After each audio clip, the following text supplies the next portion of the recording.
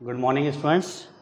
आज हम जो 12th क्लास का दूसरा चैप्टर चल रहा है पुष्पी पादपों में लैंगिक प्रजनन, उसका टॉपिक पढ़ेंगे परागण या पॉलिनेशन।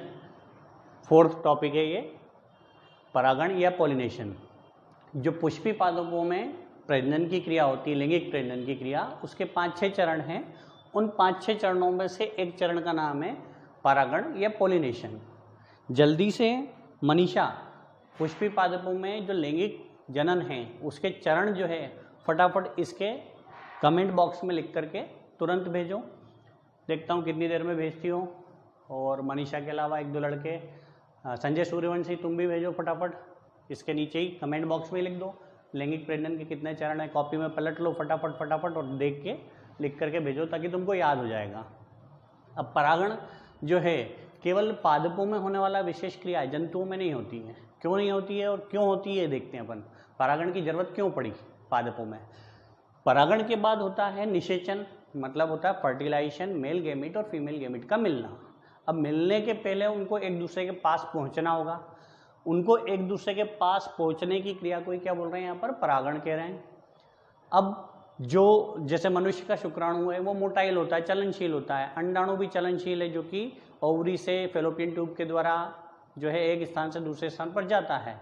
परंतु जो पराग कण हैं वो पराग कण नहीं चल सकते हैं। तो वो नहीं चल सकते हैं तो कैसे जाएंगे वो एक जगह से दूसरे जगह पर, कैसे उनका निषेचन होगा। तो उस निषेचन को करने के लिए जरूरत पड़ी कौन सी क्रिया की, परागण की क्रिया की। आवृतबीजी पादपों में जो है, आवृतबीजी पूर्ण विकसित पादपों में परागण की क्रिया हम देख रहे हैं। तो परागण क्या है, जो पराग कोश होता है, पराग कोश आपको पता ही है किसे कहते हैं, पराग कोश। ये नर पुष्प का नर भाग है जिसको बोलते हैं हम एंड्रोशियम। एक भाग बनाया हुआ है जिसका नाम है स्टेमन। स्टेमन के अंदर रहते हैं 2 एंथर चेम्बर, ये बाहर निकाल रहा है एंथर चेम्बर, और इसके अंदर बहुत सारे माइक्रोस्पोरेंजिया, और इस माइक्रोस्पोरेंजिया के अंदर माइक्रोस्पोर या पराग कण, पोलन ग्रेन पाए जाते हैं। जब ये पराग कण या पोलन ग्रेन परिपक्व हो जाते हैं तो इस पराग कोश की भित्ति को फाड़ करके, यहाँ से निकल करके ये पराग कण, पोलन ग्रेन, माइक्रोस्पोर इस पराग कोश की भित्ति को फाड़ करके परिपक्व होने के बाद यहाँ से निकल करके आवारागिर्दी शुरू कर देते हैं।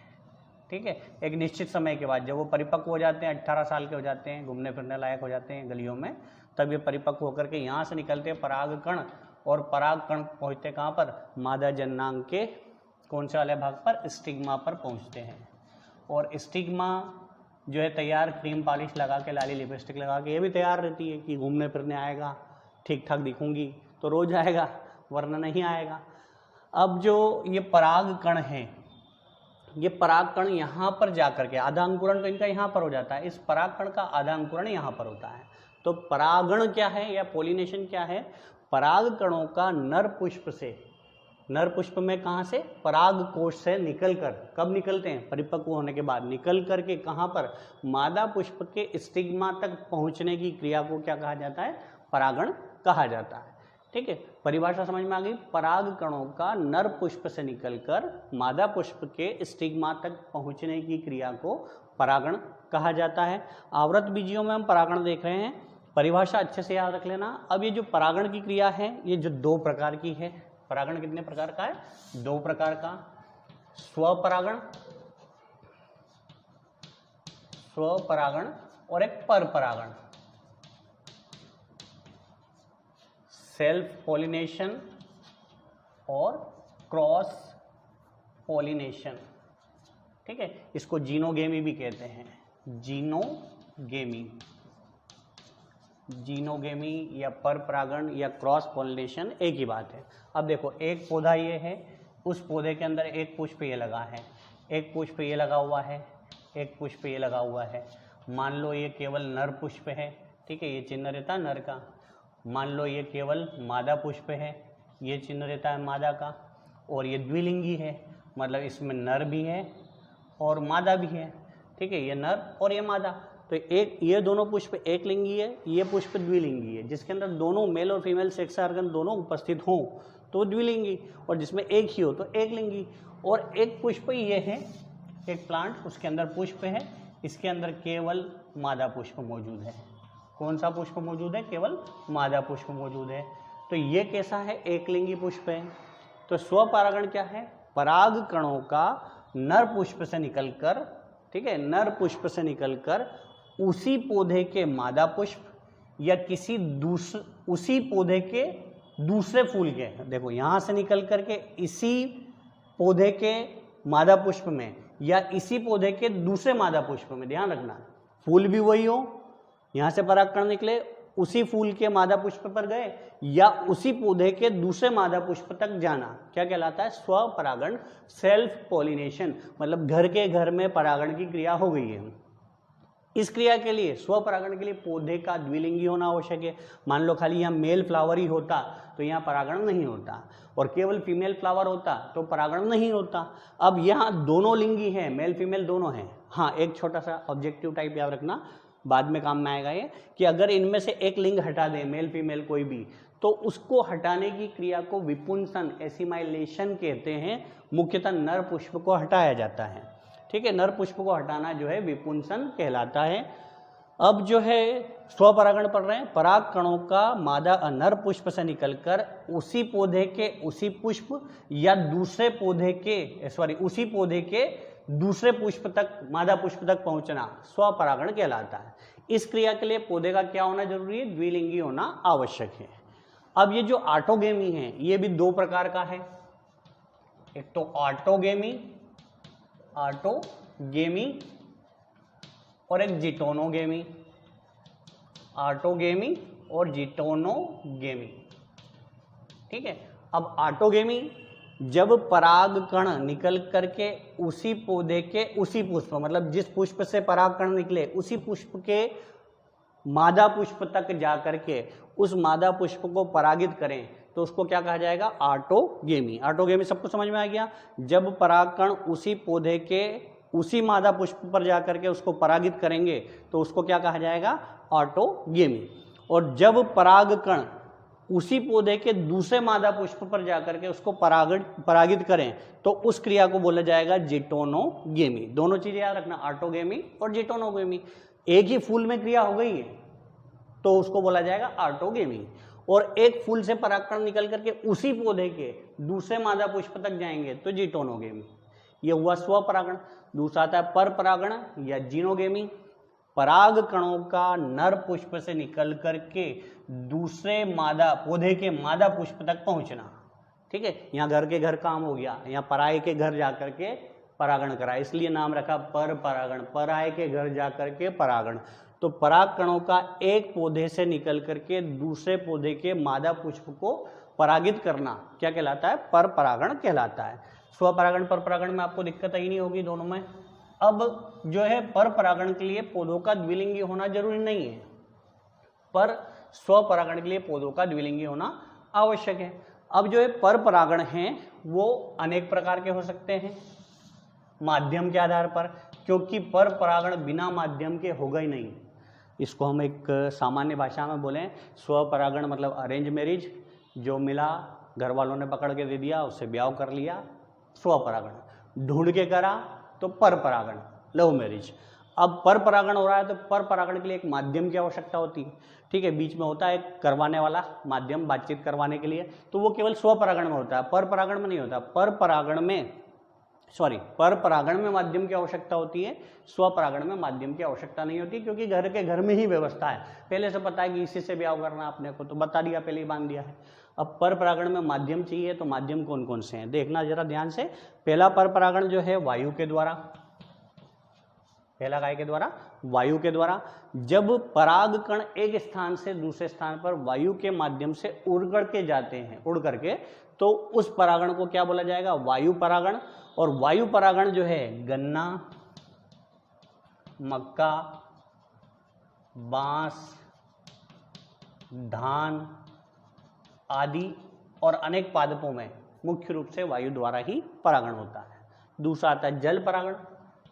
जब पराग कण किसके माध्यम से? जल के माध्यम से। जैसे पानी के अंदर पौधा है, पौधे का फूल उग करके बाहर आया, अब इसमें से परागकण निकल गए यहाँ पर और गिर गए, तो ये पानी बहता हुआ आगे जाएगा, और जब पानी बहता हुआ आगे जाएगा और कहीं का मादा पुष्प मिल गया तो ये परागकण वहाँ जा करके रुक जाएंगे और परागण की क्रिया में भाग लेने की कोशिश करेंगे। तो जल के माध्यम से हो रहा है तो उसको बोलेंगे जल परागण। हाइड्रीला में, वेलिसेनेरिया में, ट्रापा में, निम्फिया में, सिंगाड़ा में, कमल में, बहुत सारे पादप हैं जिनमें जल के माध्यम से परागण होता है। ठीक है, पहला हो गया वायु परागण, दूसरा हो गया जल परागण। अगला आता है कीट परागण। अगला कीट परागण किसके माध्यम से हो? अगर कीट के माध्यम से होगा तो उसको कीट परागण जंतु परागण आएगा। तो जंतु परागण में प्रकार है कीट परागण। जंतु परागण नाम से स्पष्ट है, जब परागकण जंतुओं के माध्यम से एक स्थान पे दूसरे स्थान पर जाते हैं तो उसको क्या बोला जाएगा? जंतु परागण बोला जाएगा। अब जो है अलका बताएगी कि विपुंसन क्या है। फटाफट लिख देना 2 मिनट के अंदर अलका कि विपुंसन क्या है। मैंने अभी बताया था पहले, तो कमेंट बॉक्स में नीचे लिख दो, लाइक भी कर दो, सब्सक्राइब भी कर दो। अगर नहीं किया हो तो लाइक तो करना ही पड़ेगा तुमको। देख लो जरा ध्यान से, लाइक करने लायक चेहरा है तो कर दो, नहीं है तो मत करो, तुम्हारी इच्छा, फीस तो मिलनी ही है। जंतुओं के माध्यम से होने वाला परागण क्या कहलाएगा? जंतु परागण। अब जंतुओं में भी कौन कौन से जंतुओं के माध्यम से होगा ये ध्यान से देख लेना जरा। पहला आता है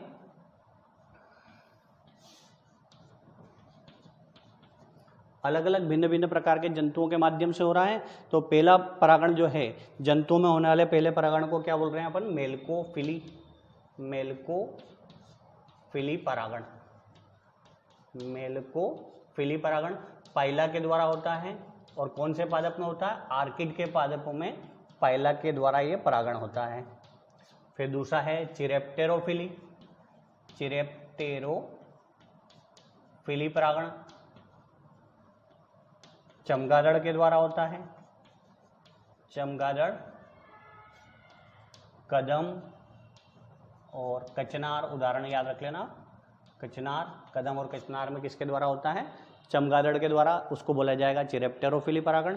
ठीक है, एक मेलकोफिली परागण हो गया, चिरेप्टेरोफिली परागण हो गया। फिर आता है आर्निथोफिली परागण। आर्निथोफिली परागण। आर्निथोफिली परागण जो है वो कीटों नहीं, पक्षियों के माध्यम से होता है। पक्षियों में उदाहरण याद रख लेना, सेमल, बबूल। इसके अलावा और भी बहुत सारे पादप हैं जिनके अंदर पक्षियों के माध्यम से, पक्षी अपनी चोंच से जब एक पादप का रस चूसते हैं तो रस चूस करके दूसरे पादप पर जाते हैं तो उनकी चोंच पर परागकण लग जाते हैं। वो परागकण किसी दूसरी मादा पुष्प पर पहुंच जाते हैं। तो ये सब क्या कर रहे हैं? माध्यम का काम कर रहे हैं। जंतुओं में कौन कौन हो गया? मेलकोफिली परागण पाइला के द्वारा, चिरेप्टेरोफिली परागण चमगादड़ के द्वारा, आर्निथोफिली परागण किसके द्वारा हो गया? पक्षियों के द्वारा हो गया। और कुछ रह गया क्या किसी के बारे में? एक परागण और, चिरेप्टेरोफिली हो गया, आर्निथोफिली हो गया, मेलकोफिली हो गया, लगभग सभी परागण हो गए अपने। उसके बाद आता है कीट परागण, चौथा और आखिरी कीट परागण। कीटों के माध्यम से होने वाले परागणों को कीट परागण कहते हैं। ठीक है, अंजीर, गुलर, बरगद, अभी हम साल्विया में कीट परागण देखेंगे। इसके बाद पीपल में, अंजीर में, गुलर में परागण देखेंगे। तो सभी में किसके माध्यम से? छोटे छोटे कीटों के माध्यम से परागकण होता है। मतलब ये सारे जीव जो है किसी न किसी तरीके से परागकण को एक जगह से या नर पुष्प से लेकर के किसी दूसरे मादा पुष्प तक पहुंचाने का काम करते हैं। तो ये हुआ हमारा स्वपरागण और परपरागण। अब इनकी दोनों की हमको देखना लाभ हानि। स्वपरागण और परपरागण की क्या देखना हमको? लाभ हानि। लाभ हानि के पहले हम देखेंगे इन दोनों में अंतर। किन दोनों में अंतर? स्वपरागण, मोस्ट इंपोर्टेंट क्वेश्चन है एग्जाम के लिए, स्वपरागण और परपरागण में अंतर।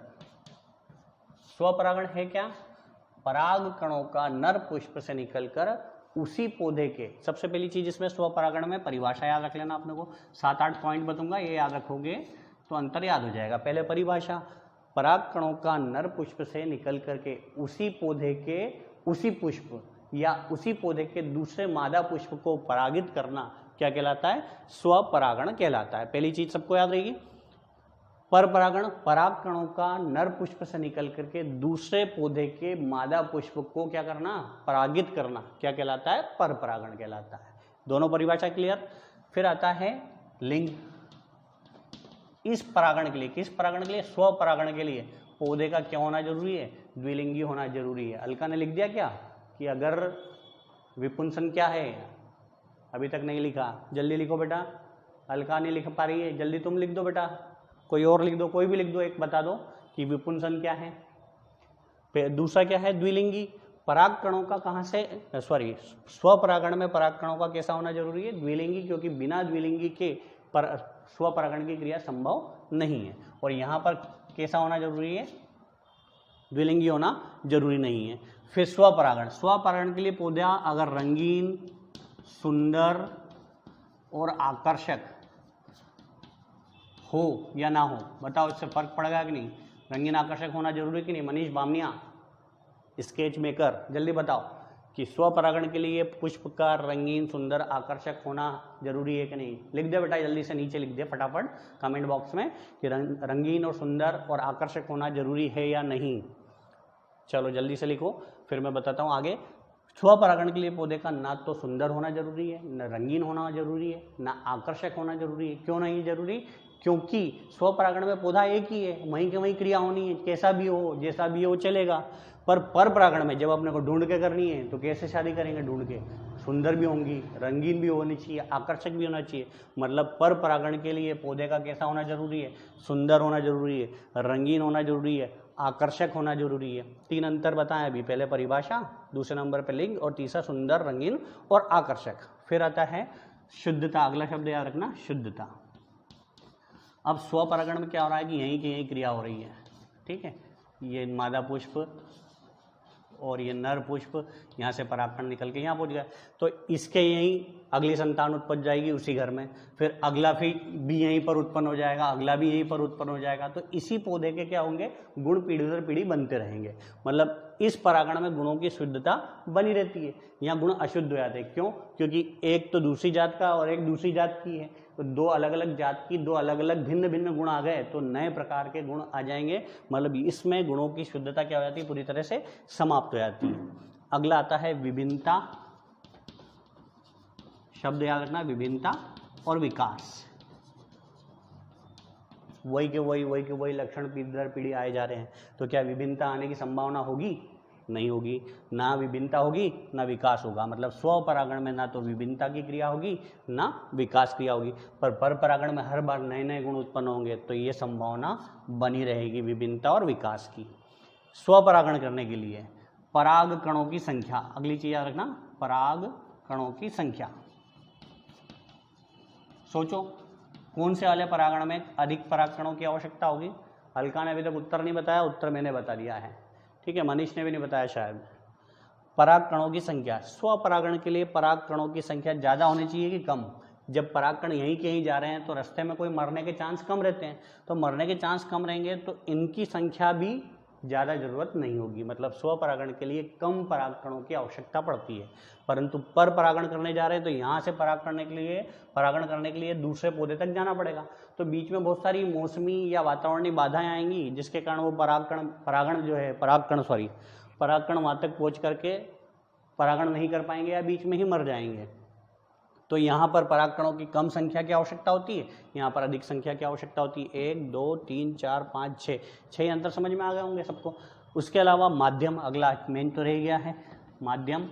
स्वपरागण के लिए माध्यम की आवश्यकता नहीं होती है, ठीक है। परागण के लिए माध्यम की आवश्यकता होती है। बिना माध्यम के या तो वायु चाहिए, जल चाहिए, जंतु चाहिए, जंतु में भी कौन सा जंतु चाहिए, कुछ ना कुछ तो आवश्यक होगा ही सही माध्यम। बिना माध्यम के परागण संभव नहीं है। तो अगला हो गया परागण के लिए, स्वपरागण के लिए माध्यम की आवश्यकता नहीं है, परागण के लिए माध्यम की आवश्यकता होती है।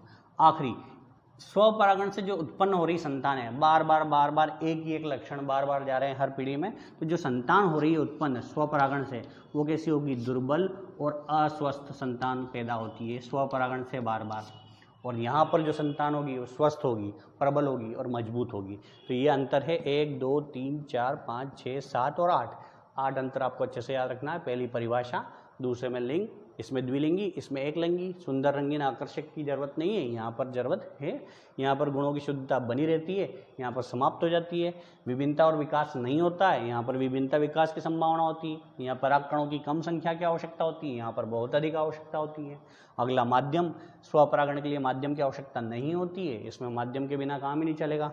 फिर इस परागण से उत्पन्न संतति कैसी होगी? दुर्बल और अस्वस्थ। इधर कैसी होगी? स्वस्थ और प्रबल। तो ये अंतर हो गया दोनों में, किसमें? स्वपरागण और परपरागण में। अब हम लाभ हानि की बात करते हैं, तो इसी को मैं लाभ हानि बता देता हूं। देखो, इस क्रिया में पहला लाभ हो गया, पौधे का कैसा होना जरूरी नहीं है, सुंदर, रंगीन और आकर्षक होना जरूरी नहीं है, जैसा भी होगा काम चल जाएगा। दूसरा गुण है इसका, दूसरा लाभ है, गुणों की क्या होती है? हमेशा शुद्धता बनी रहती है, पीढ़ी दर पीढ़ी जो है शुद्ध गुण जाते रहते हैं। तीसरा मेरिट हो जाएगा, इसमें माध्यम की भी जरूरत नहीं है, बिना माध्यम के भी क्या होगा? काम चल जाएगा। चौथा फायदा है जो परागकणों की कम आवश्यकता होगी, मतलब कम परागकण बनेंगे तो भी क्या हो जाएगा? स्वपरागण की क्रिया हो जाएगी। तो स्वपरागण के लाभ में पहला लाभ क्या हुआ? इस क्रिया के लिए पौधे का सुंदर, रंगीन और आकर्षक होना जरूरी नहीं है। दूसरा, इस क्रिया में गुणों की शुद्धता बनी रहती है, अर्थात पीढ़ी दर पीढ़ी शुद्ध गुण जाते रहते हैं। अगला क्या बताया है? तीसरा, माध्यम, इस क्रिया के लिए माध्यम की आवश्यकता नहीं होती, टेंशन खत्म। फिर परागकणों की संख्या, स्वपरागण के लिए परागकणों की कम संख्या की आवश्यकता होती है। तो ये हो गए यहाँ पर क्या फायदे? किसके? स्वपरागण के। अब इसके नुकसान क्या होंगे? नुकसान भी देखो। पहला नुकसान, इस क्रिया के लिए पौधे का क्या होना जरूरी है? द्विलिंगी। अगर एक लिंगी होगा तो स्वपरागण नहीं कर पाएगा। पहला नुकसान, पहली हानि हो गई, क्या हो गया? पौधे का द्विलिंगी होना जरूरी है। दूसरी हानि हो जाएगी यही, क्या? कि इस क्रिया से उत्पन्न जो संतान है उनमें विभिन्नता और विकास की संभावना नहीं होगी। तीसरी हानि हो जाएगी ये वाली, जो संतान उत्पन्न होगी वो कैसी होगी? दुर्बल और अस्वस्थ या रोगग्रस्त। और चौथा बता देंगे, और अगर अस्वस्थ संतानों से वापस नई संतान पैदा होंगी, मतलब रोगग्रस्त पादप से नए पादप पैदा किए जाएंगे, तो वो भी कैसे होंगे? अस्वस्थ हो जाएंगे। तो इसके 4-5 तो हो गए हमारे लाभ और 4-5 हो गई हानि। अब ये तो स्वपरागण के लाभ हानि बताइए।